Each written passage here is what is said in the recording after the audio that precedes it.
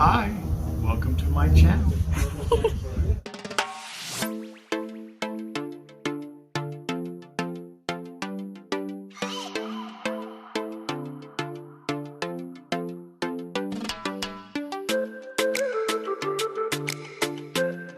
We're at the winery, going for a wine tour with Chaffe Angelface. That's it? Yeah, that's good. Bye. Ding, ding, ding, ding, ding, ding.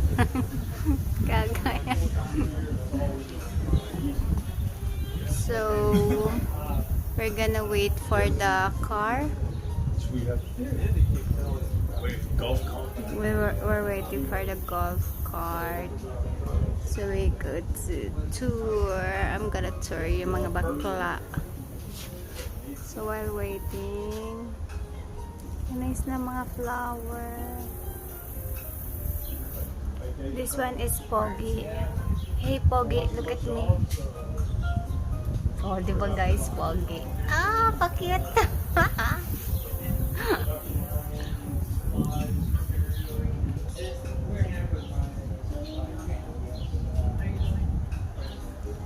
Yan yung mga grapes. Different kind of grapes. Nice.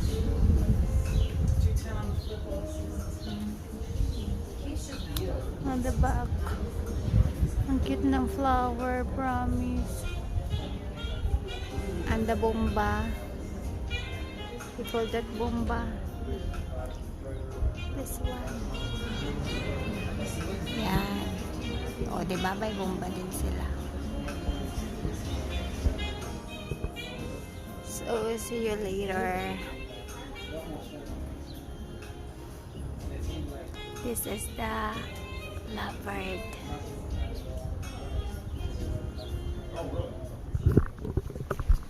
It was bad up here. It's 10 degrees colder up here than it is in the city.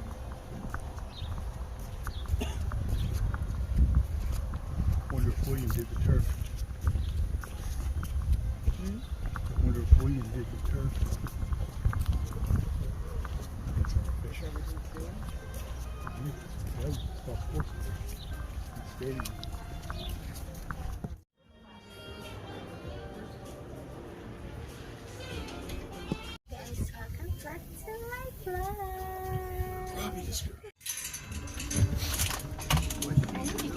It is a nice ride. Yes, we did have a bit. So, we're here na mga baklang sa cart. Well, how's everybody doing? Mag-turn na kami. Good. I'm already. A little bit of a breeze. We're not outside too long, at least. Everywhere down there, for the most part, is cool and clear. I should sit there pala. Okay, sorry. I know. So you're the member. I'm the member. Okay. Good to meet you, by the way. Nice to meet you. So has anybody else been here before? I've been a time or two. Well, I've had people say they signed up on the drive-in. Actually, I thought happened last week. Well, we just signed it for the first time too.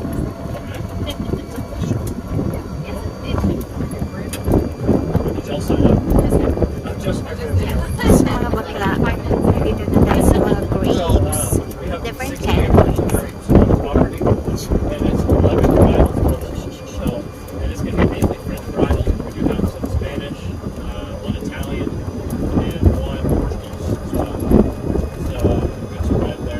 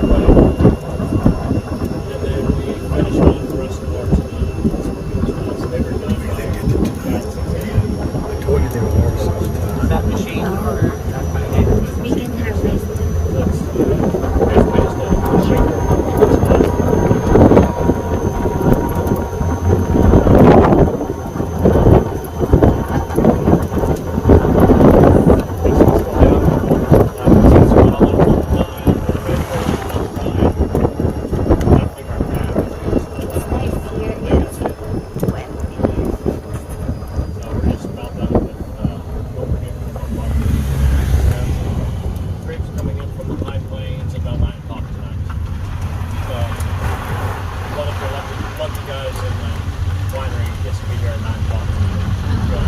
We'll see close.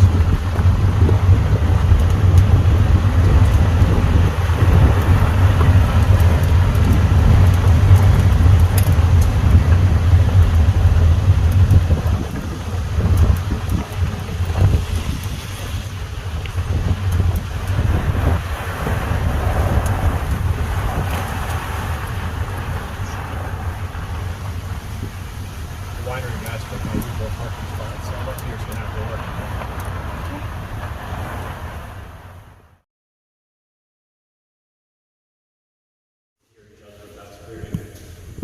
But this room is kept at 55 degrees constantly, so it always feels this nice in here. Some of y'all look like you're a little cold, but I think it feels nice at least. So part of that is this is the ideal temperature for aging wines, whether it be red, white, rosé, sparkling. But it also helps us maintain the humidity in here, so it stays at about 70% humidity, but it never really feels muggy like it would outside. It's a nice, good humidity, so that's to aid with the evaporation that we lose in the barrels, but also it's good for the wood and, to an extent. Now, in this room right now, there's about 750 barrels, but only around 300 of them are full of wine. So we just did 2 large bottling runs within the past couple months, so that emptied out a lot of our barrels, but we also added some new ones this year. So these 3 rows are going to be roughly 220 barrels. They're all new to us, but they're second use oak, so they've been used once before. So we don't want that real heavy oaking that will happen with first use or brand new oak. So we just needed some more second use oak in here. All the barrels are the same wood? They're not. They're not. So primarily we do use French oak here, but we also have American, Hungarian, and Slovakian. All are going to have different effects on the wine. So, French oak is just what our winemaker prefers to use, but it gives much softer, much more subtle characteristics to wine. So a lot of things like baking spices, cocoa, you'll see some of that. It's going to be apparent from oak. I see some of those casks have different colors of wood. Like it looks like a red wood and it's surrounded by a light wood. They just painted it with wine. Was that right? Yeah. It's just an aesthetic thing. They started doing that just over a year ago when everything was shut down. You know, they had a little bit less work to do, so they started doing that. That's what you do in your free time. So Make yourself busy. Right, exactly. So hopefully I've been they'll drinking the get wine. back to that. I'm hoping they'll finish that off this year at some point, but we're also coming up to about 1,500 barrels this year, so it's going to be a little more challenging. You're all gonna have to build additional space. We actually have it already. So 2 doors down, I would usually say right where we drove up, but that first bay door that was closed when we walked onto the crush pad, that's case goods, but also more barrels. So by the end of the year, we'll have about 1,500 barrels. So not quite there yet. You all bottle your own wood? We do. Yeah, so we do bring in a bottling truck, so it's done basically in the back of an 18-wheeler, like the conveyor belt, but we do that about 10 feet that way. Okay. So yeah, that's all done here. And I saw some machines coming in. Are those the grape crushers or? Yeah, so the first one that I pointed out to y'all, the de-stimmer. So what that does is you'll see the big hopper that's sitting above that. We drop the grapes in up there. And in there is an auger that we use to control the speed that the grapes go into the de-stimmer. But inside, if not all of these open, I will point out to you. There's what looks like a sifter, almost like a laundry basket. So what that does is go back and forth so fast that it is taking grapes off of the stems, but not really hurting the grapes too much. So it's just that back and forth motion that's de-stemming the grapes. And then they'll fall through the table into the catcher at the bottom, and that must pump will move into wherever it's going, depending on the wine. So white varietals would generally go from the must pump into the press that we just walked by that he's cleaning, I forgot his name. And then for reds, we'll go from the must pump into the tanks in the tank room. It's kind of fun to watch. You see, I actually took some videos, so I'll show you all of these, because this is the de-stimmer and the must pump are brand new equipment for us, so even I had haven't seen them used until Monday. So, Yeah. yeah. Driving in, I knew we had to change our time because y'all were harvesting, and I said, it must be the tannin that they've harvested. As we're going by. Oh yeah, yeah. That's the difficulty of me actually getting to see a lot of this as it's done before I even get here. They get here much earlier than I do, and they're a little crazy. But all right, so I got a video of the destimmer. If y'all can see that. So what's happening? Hey, is still those red, stems it's are all going red. down. It's just a piece of cardboard into a tray. But I don't know if y'all can see how fast that piece is moving back and forth through there. That's what steam stimming is. And the other piece being the must pump that we walked by. So those rollers are pushing the grapes and the juice and just pretty much everything through that tubing into wherever it's going. How long do they age here in the barrels? It could be anywhere from 12 to 30 months on average, sometimes 3 years.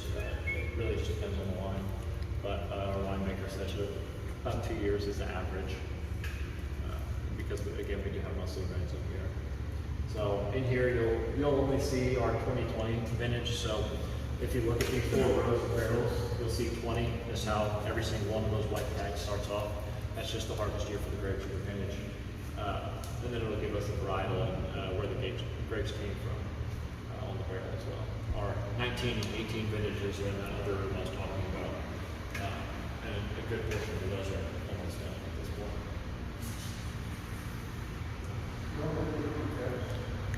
Let's come from Cooper, just all over. So one of the big things that happens in here that requires us to maintain the barrels and the wines themselves is the evaporation. So we lose about a bottle of wine per barrel every month. And one of the big things we have to do is just topping. And all that is taking the top of the barrel off what we call the bung and refilling. That's all it is. It's very simple, but it's very important. So as that wine evaporates, you're gonna have a little air pocket in there. Oxygen is very bad for wine. So doing that helps keep the wine good and keep it from oxidizing. If they don't keep up with that, that's a very, very expensive mistake. So what are you talking? Just out of a barrel? They could do a sacrificial barrel. Some wineries will do that. I think we have a couple, but we also have those in the back. They're airtight and considered neutral vessels, so essentially we're just replacing that lost volume with a neutral version of the same wine. So it's not enough to really affect anything. And that's evaporation within the cask itself? Yeah, so that's why it smells like wine in here. It's because of the evaporation leaving the barrels. It's not because we're spilling a bunch of wine or anything.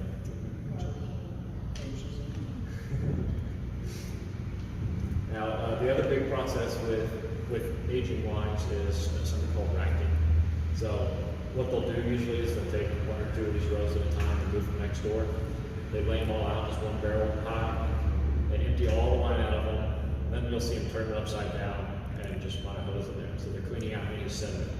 So anything that's dropped out, like dead yeast, any skins that may be left over, basically just leftover stuff. After that, they steam and sterilize the barrels before the wine goes back in. So that's another time that they also do topping. So you'll see Pat usually walk around with a pitcher in his hand, just fill the barrels back up before they bring them back in here.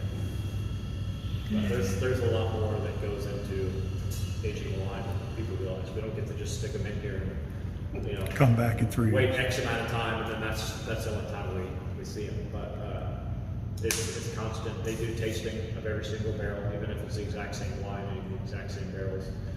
You'll see some of them. I'll use those two. The Canton barrels right in front of y'all. Those are both Petit Syrah. Those are going to taste different. They're the exact same barrels, exact same wine, but there's always a little bit of barrel variance. So they do that to see how the same wine is developing in different barrels. But again, that's just part of checking up on the wine as it ages. They also do chemical testing. So they'll do it at least once a month for every single barrel that we have with wine in it. I see. All right. Do y'all have any questions now? Ready to try some wine? Okay, that's a little bit of a delayed response there. So So I'm going to send you guys out to the de-stemmer, and I will meet y'all out there. I just have to turn the AC back on real quick. Here.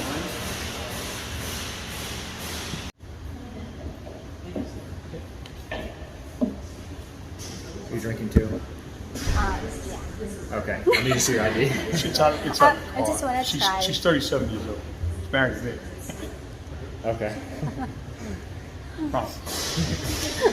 Amazing. I wonder if I have it for I think it'll start the first time. her. She gets asked all the time.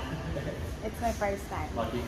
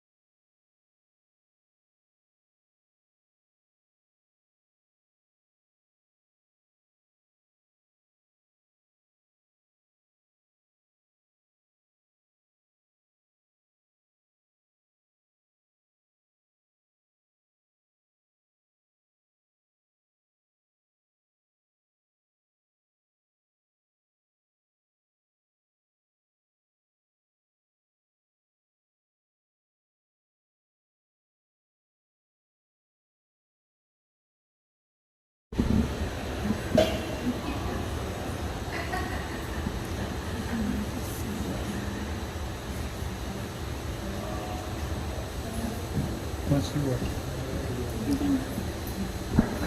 That wine there.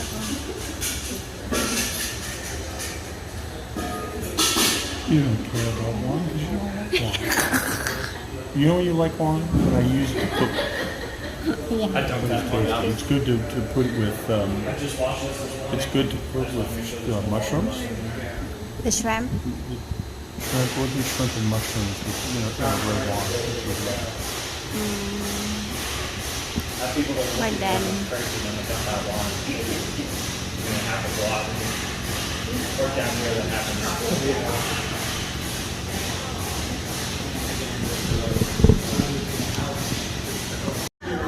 so hindi pa kami tapos mag-tasting mga bakla.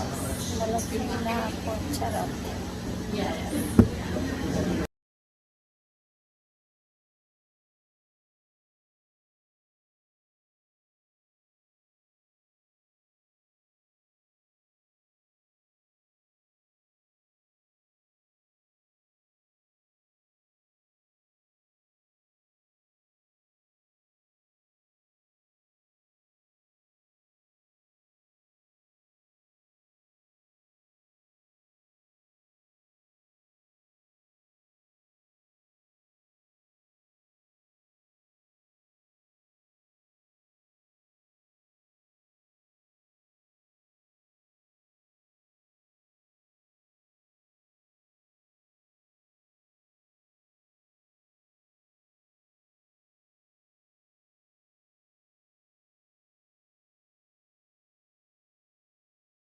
Certain wines I do like. Certain wines that you like. That you like.